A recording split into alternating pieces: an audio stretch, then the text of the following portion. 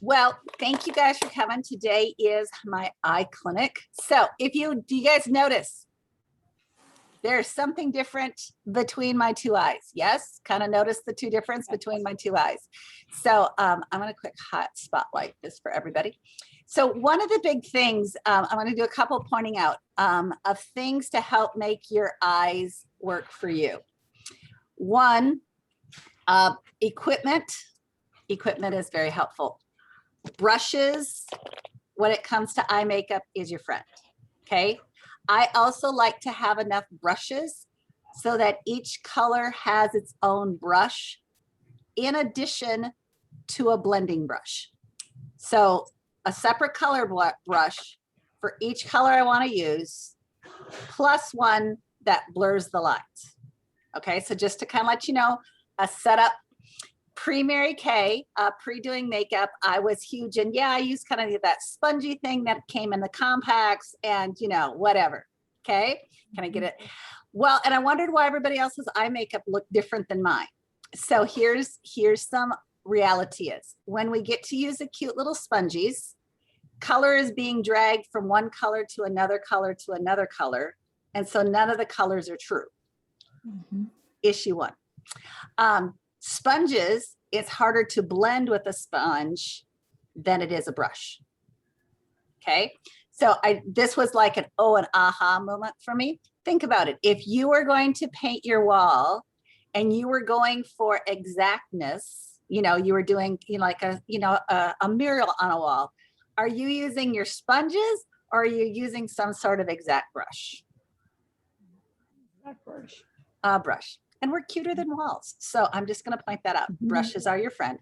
The other thing when it comes to your brushes, make sure that after you use them, you wash them. Okay? You use them, you wash them. We're going to go back to that wall scenario. Would you actually paint the wall, let the brushes lay on your counter, and then pick them up the next day and paint your wall? No. I'm going back. You're still cuter than a wall. So same kind of thing. I love using our brush cleaner to spray clean.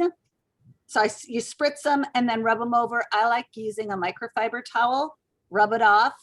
But then once a week, I deep clean it. And all I do is I literally dump some of this into I use a NyQuil container, you know, some little shot glass, something little. And then I actually submerge my brush, wipe it off dry. Then after you get your bristles all that wet, make sure you lay your bristles flat so all that extra liquid does not slide back into the glue. Okay, but also do remember Mary Kay brushes are also Mary Kay products, so they are guaranteed, but we do actually would prefer you taking care of them so that you keep using your favorite brushes. Okay, so that's part of it. Next step is when it comes to eye prep. One, make sure you wash your eye. I highly recommend an eye makeup remover as opposed to your face wash. Your poor eye doesn't have any natural hydration cells. And so when you're using face wash on your eyes, it's just using, like, both of you guys have adorable little dogs. Do you feed them little dog food or do you feed them big dog food? Remy's on prescription. That's right. You feed you feed what's designed for the puppies. Same kind of thing. Use eye products on eyes, face products on faces. So just to kind of keep that in mind. To me, if I'm doing in pecking order, how to help make your eyes be everything it's going to be. After you wash and hydrate your eyes, if you are like me and you are dark around your eyes, you have some dark circling, dark coloring and things like that, my first makeup that I always use is my under eye corrector. Under eye corrector is basically a concealer designed for your eye. Well, since I popped off my glasses, I am going to need to use this little substitute mirror up here. Otherwise, I can't really see what I'm doing. So hopefully you can see what I'm doing. So it has a doe tip applicator. You simply go ahead and tap it. Then you can either use a cream tip brush or you can use your ring finger.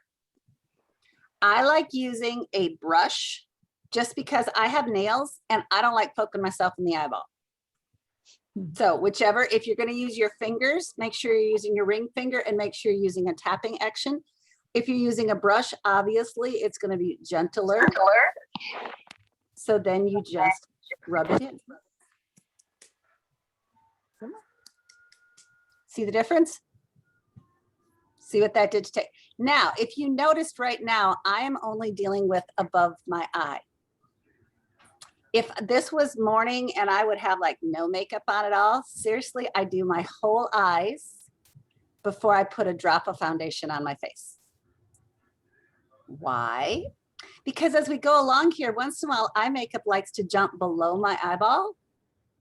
And I don't know about you, but I don't need any help looking dark underneath my eyes. So I make sure I do all my eye makeup. You're gonna see me clean up my face here in a second before I go on to doing the rest of my face.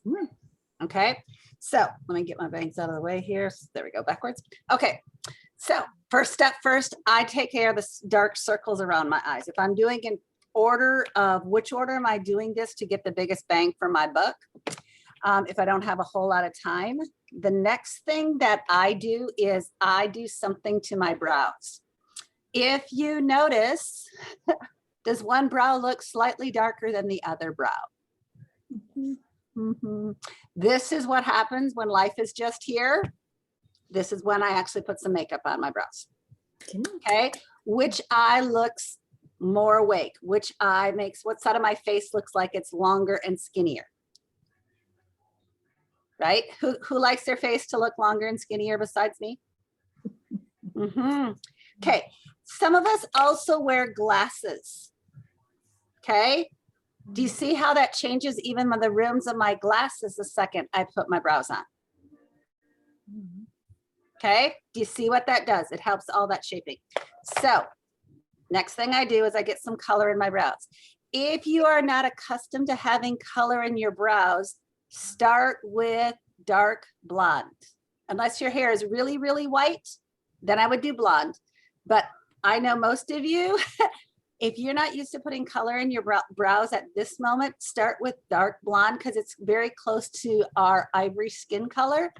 And what's going to do is start getting your eyes accustomed to seeing color in your brows until we get it up to the shade that is most helpful to you. Does that make sense to everybody? Okay, my favorite, if I'm doing things quickly, my personal way that I like to go fast is I love our tinted brow gel. Okay, couple reasons if I'm only going to put one product in my brows, the reason I like the tinted brow gel. One, color. I just told you how to tint. Two, it's a brow gel and it actually has stuff to help make sure those brow hairs are laying down and doing what they're supposed to. Can I get an amen from anybody else that sometimes brow hair doesn't do what it's supposed to do? Amen. Okay, so that's if I'm only going to put one item in, I'm going to do my brow gel. If I'm going to show you in a second, it's the second step that I normally do. Okay, so when I go to do my brow gel, I am trying to add color. I actually I took a dark one to make it easier for you all to see what I'm doing. So if you notice, I'm kind of going, I know where my brows start there. And if you notice, I'm not getting all wigged out about how exact I am, if it's touching my skin. I'm just working on messing up my brows, getting color all over it. And then I'm going to get my brow hair to lay down. I'm not really worrying if my brow's kind of odd shaped because I'm going to fix it in a second. Okay, see what I did? Isn't that kind of obvious what I just did, right? Because I used a dark color and everything. Okay, now some of that brow gel jumped in places it doesn't really need to be because now it looks like I have some brow hairs doing weird things. We don't need weird. I don't need weird brows. Q-tips are your friend. All I have to do is simply come underneath it and clean it up. See how easy that is? I don't like all of this up here. It makes me look a little bit like Spock.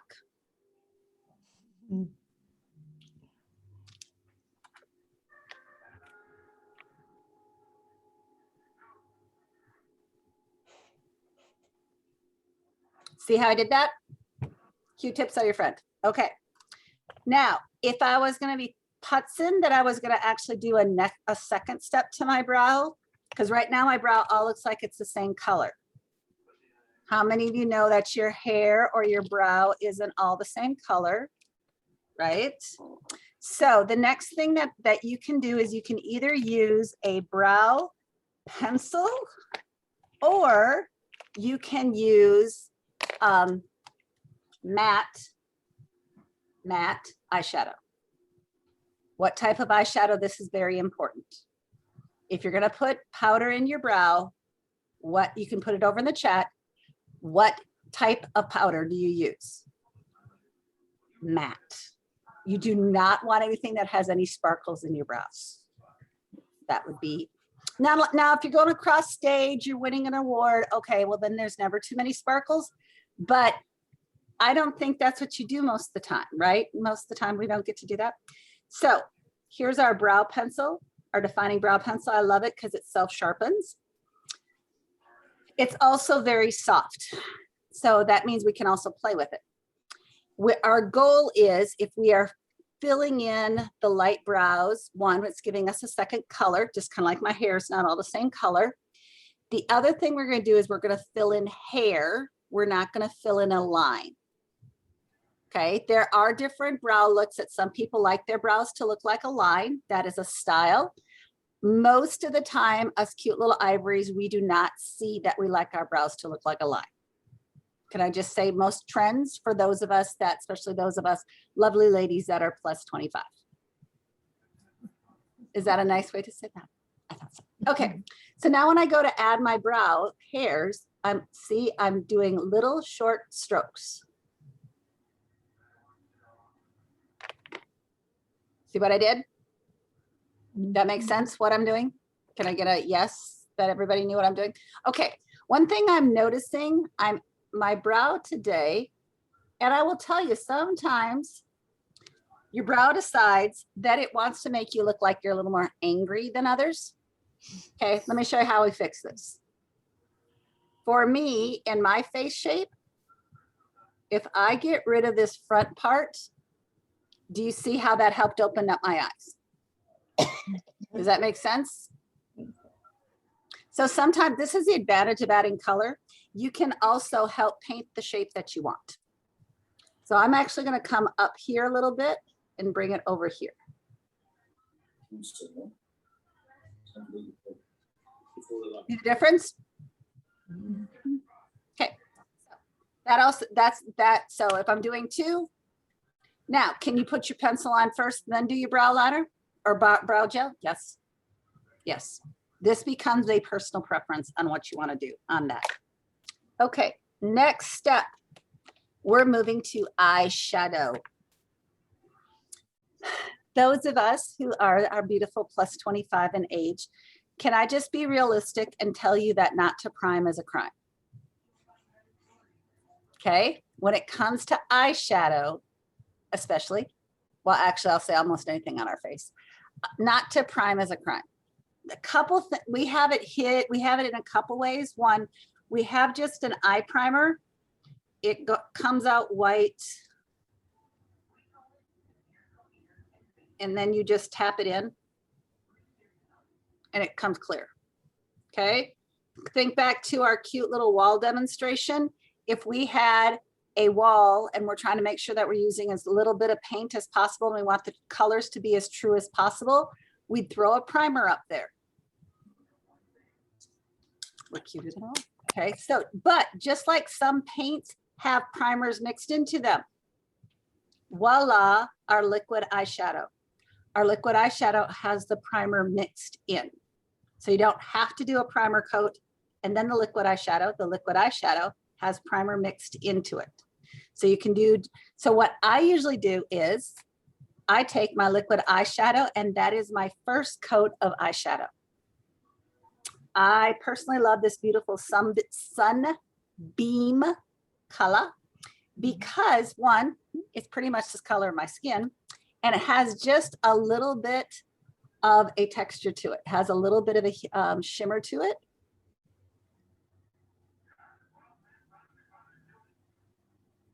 See what that did? Yes, obvious. Okay, one thing for those of us that have hooded or deep set eyes.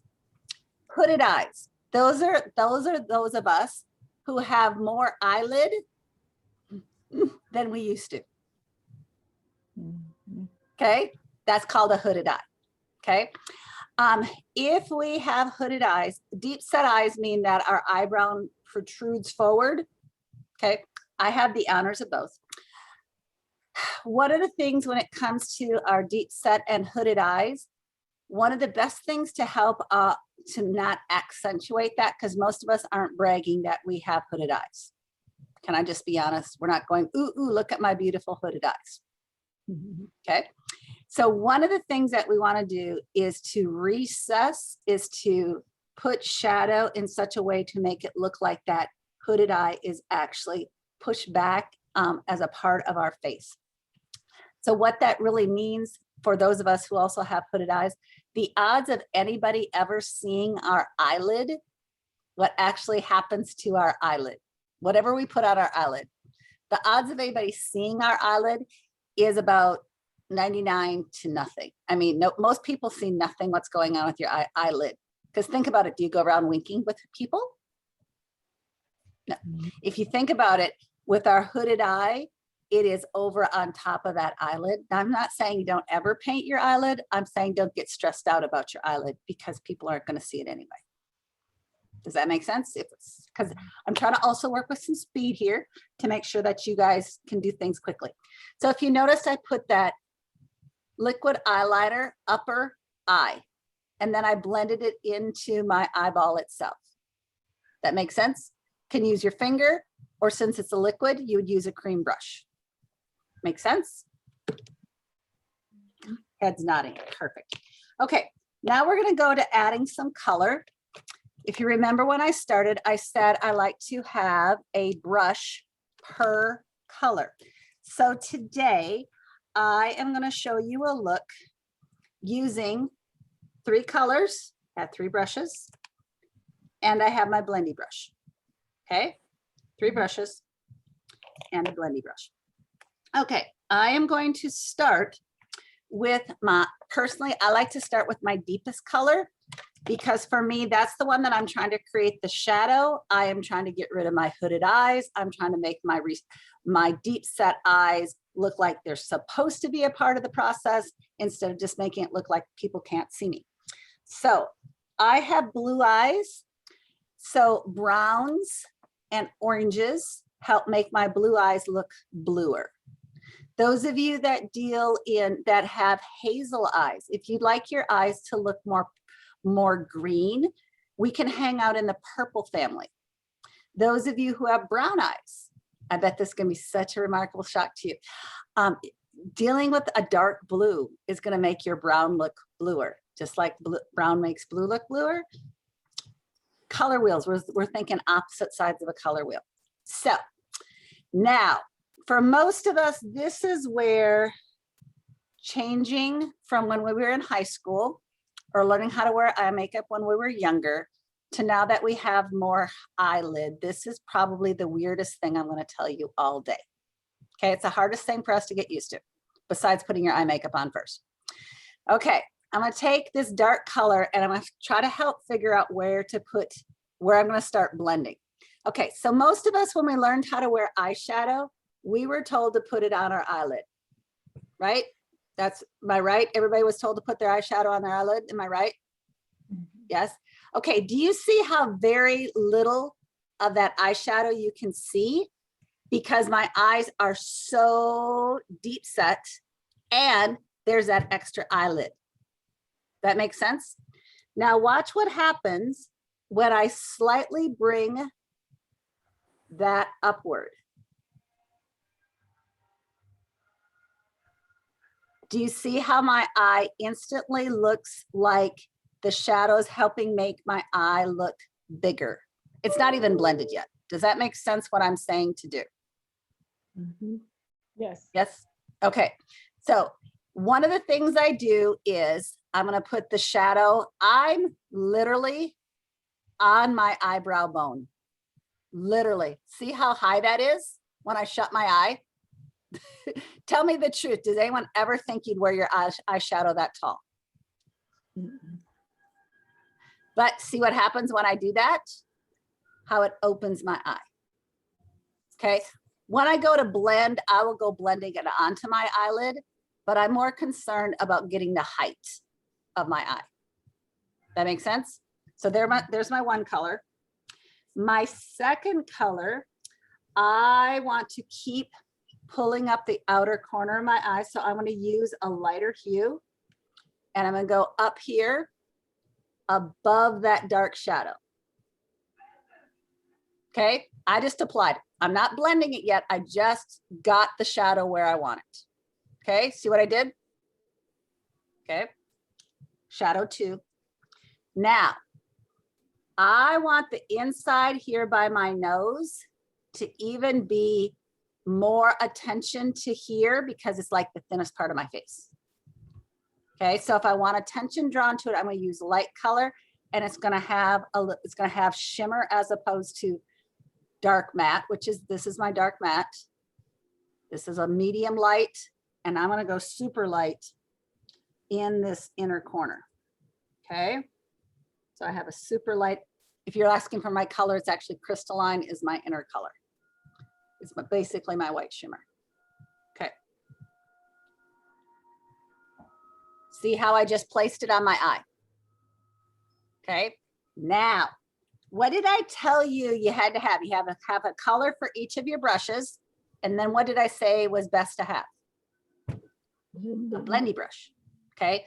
The blendy brush is going to be very, very soft, very, very wiggly. Okay. Basically very foofy. Okay. Now watch what happens. So I just kind of put the eyeshadows there. You have drastic lines, right? They're kind of all there. Now watch what happens. All I'm going to do is use a windshield wiper. And I'm going to blend those colors together. How's that for ease? Okay. Now, as I'm rubbing this down, I'm like, oh, wait a second. I took a little too much of that off. My eyes aren't balanced. This is why you keep the separate brushes, because now I can go back to my dark brush and add just a smidgen more dark there. Then I can go back to my blendy brush and get it all blended in. And then that's where I clean up. You know, I do put stuff on my eyelid just so that doesn't look funny, but I'm not, realistically, nobody sees my eyelid. Does that make sense? Is that helpful? Am I getting thumbs up of helpfulness? Okay. Today you notice that I have on eyelashes. Okay, I have on eyelashes on my uppers. If I was going to do eyeliner, one of the things that for those of us who have hooded eyes, one of the things with our eyeliner, we're going to be more concerned about our eyeliner in the middle of our eye than out here on the edge. The reason being, as we are applying eyeliner to the middle of the eye, we are giving more interest. We're giving more depth and contrast to the middle of our eye instead of out here where all the wrinkles are. Anybody else think that that's a good reason not to put eyeliner out there?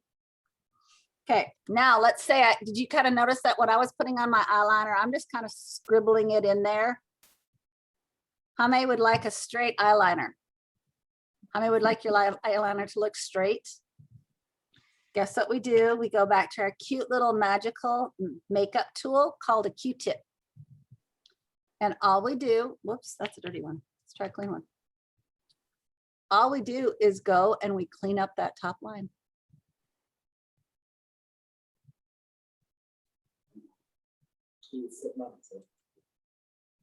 Easy enough?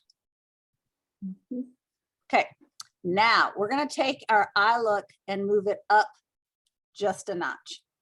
So most of us are pretty, if we're going to wear mascara, most of us are pretty good about putting our mascara on the top lashes. Most of us are, you know, that's why they also have false lashes for the tops. Okay, let's do a couple things for our lowers. I'm personally allergic to Texas, so I use waterproof mascara so that as my eyes water, it doesn't move. I also use eye makeup remover so I can get it off without stretching my eyes and making more eye skin. So now watch what happens when I add my eyeliner to the lower part and my lashes to the lower part of my eye. You notice I'm pulling down my cute little lashes. I don't have a ton of lashes on my bottoms, but they are there. Do you see what that does to the shape of my eyeball? Okay, especially if you're wearing glasses, you can lose your eyeballs in your glasses. And so the more defined we are, the more it helps our eyeballs actually get through our glasses, because most people are trying to actually see your eyes. People call our eyes the windows to our souls. So we want to actually see eyeball to eyeball. So if now, two things we're going to do. Because I put eyeshadow on the top of my eye, before I finish my look, I'm going to clean up under my eyes. One of the things I can use is you can either use a toner, or I love the new micellar water, because what it's going to do is lift any dust, dirt, makeup. So I just squirt some on, you know, my magical makeup tool called a Q-tip that I buy 9 million of them for $4 at Sam's. And then I literally just clean up underneath my eye. Now, do you know why I clean up underneath my eye? Okay. So now that's all clean. Now, if I'm getting ready to go to foundation and things like that, this is where then I would go to my under eye corrector to get rid of that so it doesn't look like I haven't slept in a week. Okay. I can pat it in with my ring finger. Do you notice that I'm applying it on top of the dark area? I'm not applying it down here. I'm applying it on the deep, because if I apply it down here, all I did is lightened up the entire area. I'm trying to lighten the dark, not just lighten it all. That makes sense? Okay, beautiful. So I have that. And then if I want to soften and move my eye look to the and then some, what I call, it's not so much as an and then some as much as it is, to me, it just blends everything together. I take a cream brush, I take something that has a point on it because I want to be pretty exact with this. And I take a contrasting color. So for me, I kind of like to play here in my Silver Penny, which is one of the orangey ones. Remember, I have blue eyes. And I have it on the tip of my brush.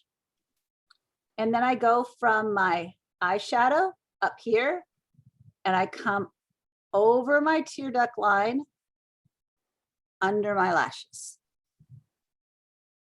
I am crossing over these wrinkles and bringing the wrinkles under my eyeball. Why? Is because color is gonna make people not see that my eyes tip downward and that there's a whole bunch of wrinkles, because they're gonna follow the color line. That helpful to anyone else besides? Okay, there you go. Okay, I'm gonna shut off the recording. And then we're going to go to live questions. Those of you who are watching the recording, if you have questions, you know that I am your Mary with Mary Kay. I'm here to answer them for you. So just thank you for watching. Let's see, stop recording.